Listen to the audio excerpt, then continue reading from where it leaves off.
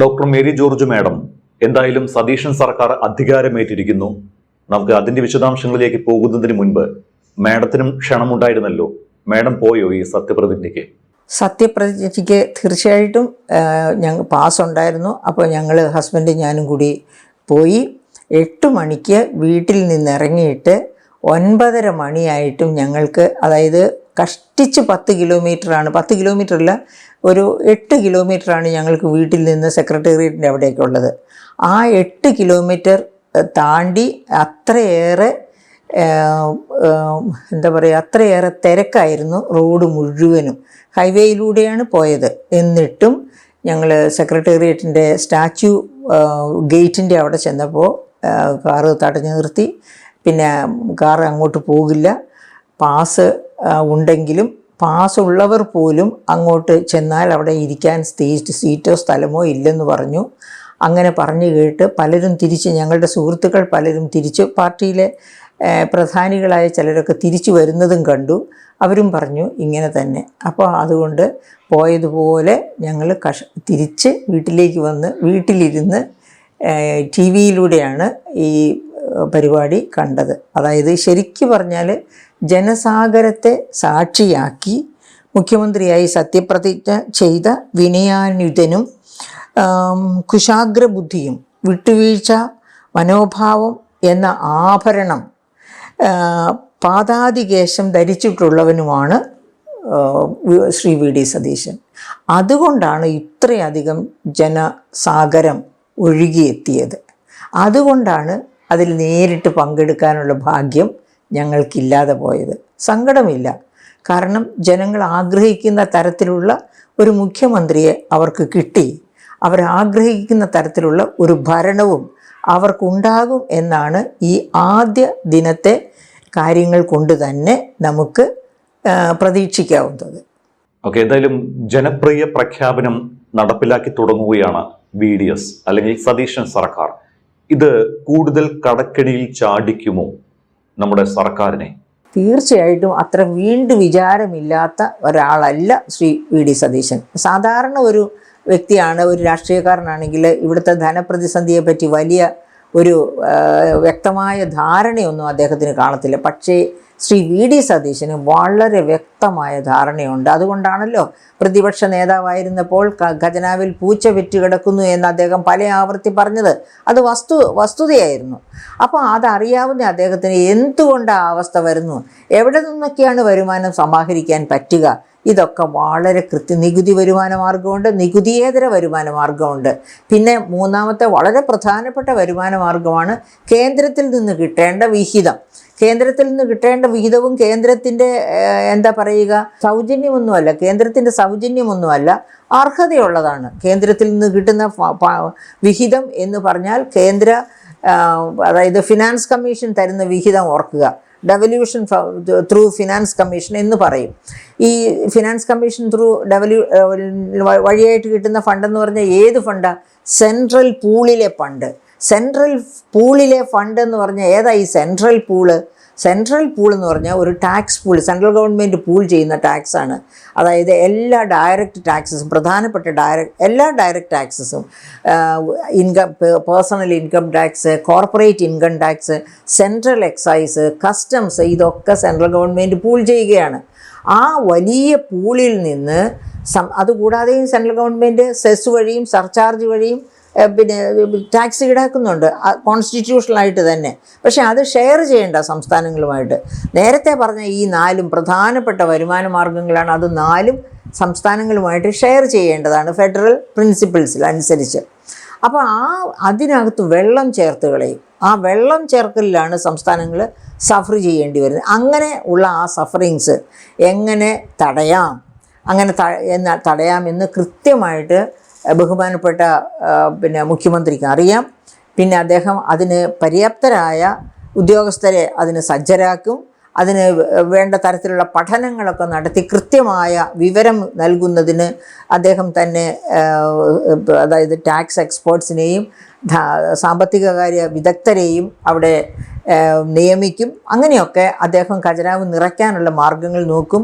അങ്ങനെ വരുമ്പോഴേക്കും കേന്ദ്ര ഗവൺമെൻറ്റിൽ നിന്ന്, അതായത് കേന്ദ്രത്തിനോട് LDF തന്നെ പിന്നെ വളരെ വലിയ തോതിൽ വാഗ്വാദങ്ങൾ നടത്തിയതുകൊണ്ട് കോടതിയിലും ഒക്കെ പോയി പ്രശ്നങ്ങൾ സൃഷ്ടിച്ചതുകൊണ്ടാണ് 15ാം ധനകാര്യ കമ്മീഷൻ കേരളത്തിന് 1.92 സെൻട്രൽ പൂളിൽ നിന്ന് അതിൻ്റെ 1.92% തന്നത് എങ്കിൽ ഇപ്പോൾ 16ാം ധനകാര്യ കമ്മീഷൻ, അതാണ് ഇനിയിപ്പോൾ 2026-27 മുതൽ നടപ്പിലാകുന്ന ഫിനാൻസ് കമ്മീഷൻ, ആ 16ാം ഫിനാൻസ് കമ്മീഷൻ നമുക്ക് 2.42% ആണ് ഡെവല്യൂഷനായിട്ട് വെച്ചിരിക്കുന്നത്. എന്ന് വെച്ചാൽ 1% വർധനവ് വന്നിട്ടുണ്ട് അവിടെ.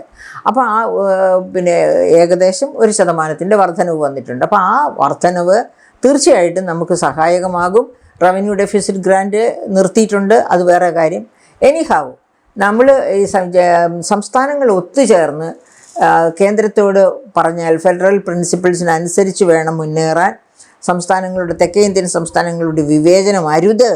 തീർച്ചയായിട്ടും ഇപ്പോഴുള്ള തെക്കേ ഇന്ത്യൻ സംസ്ഥാനങ്ങളുടെ മുഖ്യമന്ത്രിമാരൊക്കെ മിടുക്കരാണ്, അവരൊക്കെ അതിനുവേണ്ടി ശ്രമിക്കുന്നവരാണ്. അപ്പോൾ അങ്ങനെ നിൽക്കുകയാണെങ്കിൽ ആ തരത്തിൽ കേന്ദ്രത്തിന് നമ്മളെ വരിഞ്ഞു കെട്ടാൻ പറ്റില്ല. ആ തരത്തിലും മിസ്റ്റർ സതീശൻ അറിയാം, ഫണ്ട് ഖജനാവിലേക്ക് കേന്ദ്രത്തിൽ നിന്ന് കിട്ടേണ്ടത് വരും. പിന്നെ കേന്ദ്രത്തിൽ നിന്ന് കിട്ടുന്ന കുറഞ്ഞു പോകുന്ന എങ്ങനെയാണ്? ഇവിടെ ചെലവഴിച്ചതിൻ്റെ ഓഡിറ്റ് റിപ്പോർട്ട് കേന്ദ്രത്തിലേക്ക് സമയത്ത് കൊടുക്കില്ല, അഥവാ ഒരിക്കലും കൊടുക്കില്ല. അങ്ങനെയാണ് നെല്ല് സംഭരണമൊക്കെ 1200 കോടിയുടെ കുടിശ്ശിക കിടക്കുന്നു ഇപ്പോൾ. എന്തുകൊണ്ടാണ്? ഇവിടെ നെല്ല് സംഭരിച്ച് അതിൻ്റെ ഓഡിറ്റ് റിപ്പോർട്ട് കേന്ദ്രത്തിൽ എത്തിക്കുന്നില്ല, അതുകൊണ്ടാണ്. അപ്പോൾ അത് കാര്യക്ഷമതയില്ലായ്മയാണ്. ആ കാര്യക്ഷമതയില്ലായ്മയെ കയ്യോടെ പിടികൂടി കാര്യക്ഷമത വർദ്ധിപ്പിക്കാൻ കഴിവുള്ളവനാണ് നമ്മുടെ മുഖ്യമന്ത്രി. അദ്ദേഹം തന്നെ ഫിനാൻസ് ഏറ്റെടുത്തു കഴിഞ്ഞാൽ അപ്പോൾ തീർച്ചയായിട്ടും കേന്ദ്രത്തിൽ നിന്ന് കിട്ടേണ്ടത് ഓഡിറ്റ് റിപ്പോർട്ട് കൊടുത്തില്ല, അത് സംസ്ഥാന ഗവൺമെൻറ്റിൻ്റെ ഓഡിറ്റേഴ്സും ഓഡിറ്റ് ചെയ്ത് റിപ്പോർട്ട് അയക്കണം, CAGയും ഓഡിറ്റ് ചെയ്ത് റിപ്പോർട്ട് അയക്കണം. ഇത് രണ്ടും കൃത്യമായിട്ട് നടന്നിരിക്കും ഈ മിസ്റ്റർ സതീശൻ മുഖ്യമന്ത്രിയും അതുപോലെ തന്നെ ധനകാര്യ മന്ത്രിയും കൂടിയായിട്ട് പ്രവർത്തിക്കുന്ന വേളയിൽ. അപ്പോൾ അതുകൊണ്ട് ഖജനാവ് കാലിയായിരിക്കുന്ന ഖജനാവ് നിറയ്ക്കാൻ അദ്ദേഹത്തിന് അറിയാം. ആ ഖജനാവിൽ നിന്ന് എങ്ങോട്ടൊക്കെയാണ് കൃത്യമായിട്ട് ചെലവഴിക്കേണ്ടത് സംസ്ഥാനത്തിൻ്റെ വളർച്ചയ്ക്ക്, അതായത് വളരെ ദീർഘകാല വീക്ഷണത്തോടു കൂടി തന്നെ അദ്ദേഹം കരുക്കൾ നീക്കും എന്നാണ് അദ്ദേഹം പ്രോമിസ് ചെയ്തിട്ടുള്ളത്. ആ പ്രോമിസിൽ അടിയുറച്ച് വിശ്വസിക്കുന്ന വ്യക്തിയാണ് അദ്ദേഹം എന്ന് തന്നെ അദ്ദേഹത്തിൻ്റെ ജീവിതം കൊണ്ട് നമ്മൾ മനസ്സിലാക്കുന്നു. മാഡം, ഇന്ന് VD സതീഷിന്റെ പ്രധാന പ്രഖ്യാപനങ്ങളിൽ ഒന്ന് മാഡം തന്നെ മുൻപ് പലവട്ടം സൂചിപ്പിച്ചിട്ടുള്ള ഉടൻ നടപ്പാക്കണമെന്ന് പറഞ്ഞ വയോജന സംരക്ഷണമായിരുന്നു. ആ ഒരു വിഷയത്തിലേക്ക് വരുന്നതിന് മുൻപ് ഇന്ന് സത്യപ്രതിജ്ഞ നടക്കുമ്പോൾ ഒരു വയോധിക അമ്മ വേദിയിലെത്തി സതീഷിനെ കെട്ടിപ്പിടിച്ചിരുന്നു. മാഡവും കണ്ടുകാണും ആ ദൃശ്യം. VD സതീശൻ മന്ത്രിസഭയുടെ സത്യപ്രതിജ്ഞാ ചടങ്ങിൽ നിന്നുള്ള സ്നേഹത്തിന്റെ ഈ ദൃശ്യം ഏറെ സന്തോഷം പകരുന്നതായിരുന്നു. പലരും ഇത് പിണറായിക്കില്ലാത്ത ശൈലിയാണ് എന്നാണ് പറഞ്ഞത്. പ്രോട്ടോകോളിന്റെ തടസ്സങ്ങളില്ലാതെ വേദിയിലെത്തി VD സതീഷിനെ നേരിൽ കാണാനും കെട്ടിപ്പിടിക്കാനുമുള്ള അവസരം അമ്മയ്ക്ക് ലഭിച്ചു. ഒന്നാം പ്രളയകാലം മുതൽ തുടങ്ങിയതാണ് ഈ വയോധികയും VD സതീഷനും തമ്മിലുള്ള ഊഷ്മള ബന്ധം. 2018 പ്രളയത്തിൽ നിന്ന് VD സതീശൻ ഇടപെട്ടാണ് അമ്മയ്ക്ക് സംരക്ഷണം നൽകുന്നത്. അവർക്ക് സഹോദരന്മാരോ മക്കളോ ഒന്നുമില്ല. വെള്ളപ്പൊക്കത്തിന്റെ സമയത്തൊക്കെ കൂടെ നിന്നത് VD സതീഷനാണ്. VD സതീശൻ മകനെ പോലെയാണ്. ആ മകനെ തനിക്കിന്ന് കാണണമെന്ന് പറഞ്ഞാണ് അവർ എത്തുന്നത്. VD സതീഷിനൊപ്പം നിൽക്കുന്ന ഫോട്ടോകളും അമ്മയുടെ പക്കലുണ്ടായിരുന്നു. അവർക്ക് വീട് നിർമ്മിച്ചു നൽകാനും VD സതീശൻ സഹായിച്ചിരുന്നു. അമ്മയെ അദ്ദേഹം രാഹുൽ ഗാന്ധിക്കും പ്രിയങ്ക ഗാന്ധിക്കും പരിചയപ്പെടുത്തുന്നതൊക്കെ നമ്മൾ കണ്ടതാണ്. സാധാരണക്കാരായ ജനങ്ങളെ ഭരണാധികാരികൾ എങ്ങനെ ഹൃദയത്തോട് ചേർത്ത് പിടിക്കണം എന്നതിന്റെ ഉദാത്തമായ ഉദാഹരണമായി ഈ ഒരു രംഗം മാറിയിട്ടുണ്ട്. ഈ ചേർത്തുപിടിക്കലും വയോജനങ്ങൾക്കായി പ്രത്യേക വകുപ്പ് രൂപീകരിക്കുമെന്ന വാഗ്ദാനവും ചേർത്ത് വെക്കുമ്പോൾ സതീശൻ സർക്കാരിൽ വയോജനങ്ങൾക്ക് പ്രതീക്ഷ വെക്കാമോ എന്നാണ് എൻ്റെ ചോദ്യം. തീർച്ചയായിട്ടും. അതായത് നമ്മൾ ഈ വയോജനങ്ങളുടെ ഒരു വകുപ്പ് വരുന്നു എന്ന് പറയുമ്പോൾ ഓർക്കേണ്ട ഒരു കാര്യമുണ്ട്. ഇവിടെ നിന്നുള്ള ബ്രെയിൻ ഡ്രെയിൻ എത്രയോ ലക്ഷം കോടി രൂപയാണ് ബാങ്കുകളിൽ നോൺ പെർഫോമിംഗ് ആയിട്ട്, അതായത് ഇവിടെ നിന്ന് പഠിക്കാൻ വേണ്ടി പിന്നെ അതായത് ഒന്നുമല്ലെങ്കിൽ കുടുംബത്തിൻ്റെ സ്വത്ത് ബാങ്കിൽ പണയപ്പെടുത്തി, അതുമല്ലെങ്കിൽ ബാങ്കിൽ നിന്ന് മറ്റു പല തരത്തിലായിട്ട് വായ്പയൊക്കെ എടുത്ത് പഠിക്കാൻ വേണ്ടി പോയിരിക്കുന്നവർ, അത് നോൺ പെർഫോമിംഗ് തിരിച്ചടയ്ക്കാത്ത വായ്പകളായി തീരുന്നവർ. അതുപോലെ തന്നെയുള്ള മറ്റൊരു പ്രധാനപ്പെട്ട ഇഷ്യൂ ആണ് ഈ ബ്രെയിൻ ട്രെയിനിൻ്റെയൊക്കെ ഫലമായിട്ട് 10-11 ലക്ഷം വീടുകളാണ് 10-11 ലക്ഷം വീടുകളാണ് കേരളത്തിൽ പണിത നല്ല രീതിയിൽ പണിത വീടുകൾ അൺഓക്യുപ്പൈഡായിട്ട് ആരും താമസിക്കാനില്ലാതെ ഒരു വൃദ്ധനോ വൃദ്ധയോ അവരെ നോക്കാൻ ആരെങ്കിലും ഉണ്ടെങ്കിൽ അതും അങ്ങനെ കിടക്കുന്ന ഒരുപാട് വീടുകൾ, ആകെപ്പാടെ ഒരു 10-11 ലക്ഷം വീടുകൾ അടച്ചിട്ടിരിക്കുന്നു എന്നാണ് നമ്മൾ മനസ്സിലാക്കുന്നത്. അപ്പോൾ ഇതൊക്കെ കണ്ട് ഈ അമ്മാളും അമ്മയൊക്കെ ആ കൂട്ടത്തിൽ പെടുന്ന ഒരമ്മയാണ്. അപ്പോൾ അങ്ങനെയുള്ള ഒരമ്മയെ സംരക്ഷിക്കാൻ തയ്യാറായ, അതിനുവേണ്ടി കരുക്കൾ നീക്കിയ വി ഡി സതീശന് കൃത്യമായിട്ട് അറിയാം ഇവിടുത്തെ വയോജനങ്ങളുടെ അവസ്ഥ. അതായത് ഇങ്ങനെ ഒന്നുകിൽ ഒഴിഞ്ഞു കിടക്കുന്ന വീടുകൾ, അല്ലെങ്കിൽ വയോജനങ്ങൾ മാത്രമുള്ള വീടുകൾ, അവർക്ക് എന്താണ് സംഭവിക്കുന്നത്. അവരുടെ മക്കൾ വീട്ടിലിരുന്ന്, എനിക്ക് തന്നെ അറിയാം, അങ്ങനെ മക്കൾ അമേരിക്കയിലാകാം, ഓസ്ട്രേലിയയിലാകാം, അല്ലെങ്കിൽ ഇംഗ്ലണ്ടിലാകാം. അപ്പോൾ അവരിവിടെ എന്ത് ചെയ്യും? അവർ വീട്ടിൽ വൃദ്ധരായ മാതാപിതാക്കൾ മാത്രമായിരിക്കും. അപ്പം CCTV വെച്ചിരിക്കും. ആ CCTV വെച്ചാൽ എനിക്കറിയാം ഈ കോളനിയിൽ തന്നെ പല കുടുംബങ്ങളുണ്ട് അങ്ങനെ ഒറ്റയ്ക്ക് താമസിക്കുന്നവരും, അല്ലെങ്കിൽ 2 വൃദ്ധർ മാത്രമുള്ളവരും, ഒറ്റ ആൾ മാത്രമുള്ളവരും ഒക്കെ ആയിട്ടുള്ള വീടുകൾ ഈ കോളനിയിൽ തന്നെയുണ്ട്. അപ്പോൾ CCTVയിൽ നിന്ന് മക്കൾ അവിടെ ഇരുന്നുകൊണ്ടാണ് കൺട്രോൾ ചെയ്യുന്നത്. എങ്ങനെയാണ് കൺട്രോൾ ചെയ്യുന്ന, ആര് വരുന്നു ആര് പോകുന്നു എന്നൊക്കെയുള്ള കാര്യങ്ങൾ അറിഞ്ഞ് അപ്പോൾ തന്നെ അവർ ടെലിഫോണിൽ ബന്ധപ്പെട്ട് ചിലപ്പോൾ ഡോക്ടേഴ്സിൻ്റെ സഹായം വേണമെങ്കിൽ തന്നെയും അവർ ഇപ്പോൾ ഈ നേരത്തെ പരിചയപ്പെട്ട് കോൺടാക്റ്റ് വെച്ചിരിക്കുന്ന ഡോക്ടറുണ്ട്. ആ ഡോക്ടറെ വിളിച്ച് ഇന്നടത്ത് ചെന്ന് ഇന്നയാളെ കണ്ട് നടത്തണം എന്നൊക്കെ പറഞ്ഞ് അങ്ങനെ കോണ്ടാക്ട് ചെയ്യുന്ന ഒരുപാട് കുടുംബങ്ങൾ ഈ കോളനിയിൽ തന്നെ പല കുടുംബങ്ങളുണ്ട് എന്ന് പറയുമ്പോൾ ഇവിടെ പ്രവാസികൾ വളരെ കുറവുള്ള ഒരു ജില്ലയാണ് തിരുവനന്തപുരം ജില്ല.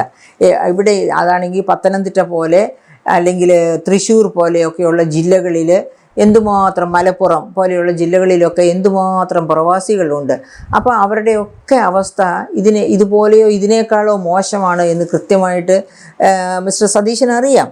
അതുകൊണ്ട് തന്നെ ഒരു വയോജന വകുപ്പ്, പക്ഷേ അദ്ദേഹത്തിൻ്റെ മാത്രം തീരുമാനമല്ല, ഒരു വയോജന വകുപ്പ് കൂട്ടായിട്ടെടുത്ത ഒരു തീരുമാനമാണ്. കേരളത്തിന് എന്നേ വയോജന വകുപ്പ് വേണ്ടിയിരുന്നതാണ്. അങ്ങനെ ഒരു വയോജന വകുപ്പ് കൊണ്ടുവന്നിരുന്നെങ്കിൽ ക്ലിനിക്കുകളും ഒക്കെ ആയിട്ട് രാത്രി കാലങ്ങളിൽ എപ്പോൾ വിളിച്ചാലും അതിനുള്ളൊരു കോൾ സെൻറ്റേഴ്സ് ഉണ്ടായിരിക്കുക, മൊബൈൽ ക്ലിനിക്കുകൾ ഉണ്ടായിരിക്കുക, ആ ക്ലിനിക്കുകളിൽ പ്രവർത്തിക്കുന്ന ഡോക്ടേഴ്സ് സർവ്വസജ്ജമായിരിക്കണം. അപ്പോൾ ഏത് സമയത്ത് വേണമെങ്കിലും ഈ മൊബൈൽ ക്ലിനിക്കുകൾ വഴിയായിട്ട് ഇവർക്ക് സഹായം എത്തിക്കാൻ പറ്റും. അനാഥരായിട്ട് ആരും കടന്നു പോകേണ്ടി വരില്ല. സനാഥരാണ് എന്ന ബോധമുണ്ടാകുന്നത് തന്നെ അവരുടെ കോൺഫിഡൻസ് ലെവൽ വർദ്ധിപ്പിക്കും. പിന്നെ ഞാൻ നേരത്തെ സൂചിപ്പിച്ചത്, അതായത് ഈ ഏജിങ്ങിനെ പറ്റിയുള്ള പഠനം നടത്തുന്ന യൂണിവേഴ്സിറ്റീസും മെഡിക്കൽ സെൻറ്റേഴ്സും ഒക്കെ പറയുന്നത് ഏജിങ്ങിനെ നമുക്ക് 60 വയസ്സിലുള്ളവരെ അതിനേക്കാൾ താഴെ കൊണ്ടുവരാം, 55-ലേക്കോ 50-ലേക്കോ ചുരുക്കി കൊണ്ടുവരാം, 70-ലുള്ളവരെ 65-ലേക്ക് കൊണ്ടുവരാം. അങ്ങനെ അതായത് ആ ഏജിങ്ങിനനുസരിച്ച് അവരുടെ എല്ലാത്തര അവരുടെ ഭൗതിക റിസോഴ്സസ് കൂടുതൽ പ്രയോജനപ്പെടുത്തുക, അവരുടെ ശാരീരിക റിസോഴ്സസ് നന്നായി പ്രയോജനപ്പെടുത്തുക.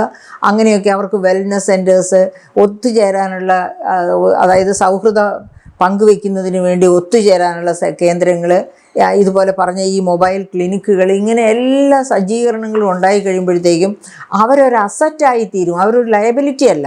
ഈ 60+ പോപ്പുലേഷനെ ഒരു ലയബിലിറ്റി ആയി കണ്ടിട്ടല്ല അവർക്ക് പ്രൊട്ടക്ഷൻ കൊടുക്കേണ്ടത്. അവരൊരു അസറ്റാണെന്ന് പറഞ്ഞാൽ പോരാ, അവരെ അസറ്റാക്കി മാറ്റണം.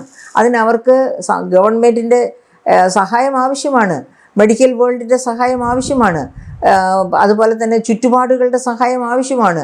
ഇവർക്കെല്ലാം ഞങ്ങളെ വേണം എന്ന ഒരവസ്ഥ വരണമെങ്കിൽ അവരും ഉന്മേഷവാന്മാരായിരിക്കണം, അവരും പ്രൊഡക്റ്റീവ് ആയിരിക്കണം. അങ്ങനെയുള്ള ഒരു സിറ്റുവേഷൻ ക്രിയേറ്റ് ചെയ്യുക, അത് തീർച്ചയായിട്ടും ഈ അമ്മാളും അമ്മയുടെ കേസ് തന്നെ വളരെ പ്രധാനമായിട്ടും മിസ്റ്റർ സതീശനെ സ്വാധീനിച്ചിട്ടുണ്ടായിരിക്കണം. ഒറ്റപ്പെട്ടു പോകുന്ന ഒരമ്മയുടെ ദുഃഖം, ഒറ്റപ്പെട്ടു പോകുന്ന ഒരച്ഛൻ്റെ ദുഃഖം, അതുപോലെ ഒറ്റപ്പെട്ടു പോകുന്ന ഏതൊരു മനുഷ്യൻ്റെയും ദുഃഖം, അത് പ്രത്യേകിച്ചും 60+, 70, 80 ഒക്കെ കഴിഞ്ഞവരുടെ. അപ്പോൾ ഇതിൽ നിന്ന് ഊർജം സ്വീകരിച്ച് തന്നെ അദ്ദേഹം ഇതിൽ മനനം ചെയ്ത് എടുത്ത തീരുമാനമായിരിക്കണം മറ്റുള്ളവരോട് ചേർന്ന് ആലോചിച്ചതിന് ശേഷം എടുത്ത തീരുമാനമായിരിക്കണം ഒരു വയോജന വകുപ്പ്. വയോജന വകുപ്പ് ഇവിടെ വളരെ നേരത്തെ വരേണ്ടതായിരുന്നു. ഈ വയോജന വകുപ്പിന് വേണ്ടി തന്നെ ഫിനാൻസ് കമ്മീഷനിൽ നിന്ന് കൂടുതൽ ഫണ്ട് വാങ്ങാവുന്നതുമാണ്. വയോജന വകുപ്പ് എന്നൊരു വകുപ്പുണ്ടാകുന്നതും വയോജനങ്ങളുടെ എണ്ണം കൂടുതലായിരിക്കുന്നതും ഒക്കെ ഫിനാൻസ് കമ്മീഷനെ ധരിപ്പിക്കുന്നതിനനുസരിച്ച് ആ സംസ്ഥാനത്തിന് പ്രത്യേകത, അതായത് ഒരു പ്രത്യേക പരിഗണന ഈ വയോജന വകുപ്പിന് വേണ്ടി നൽകാൻ ബാധ്യത ഉണ്ട് ഫിനാൻസ് കമ്മീഷന്. അപ്പോൾ ആ തരത്തിൽ ഇത് തീർച്ചയായിട്ടും നല്ല ഒരു തീരുമാനമാണ്. അത് വലിയ പ്രയോജനം കേരളത്തിൻ്റെ ജീവിത സാഹചര്യത്തിലെ വയോജനങ്ങൾക്ക് അവരുടെ ജീവിത ഭൂമികയിൽ സൃഷ്ടിക്കുമെന്നുള്ളതിന് യാതൊരു സംശയവുമില്ല.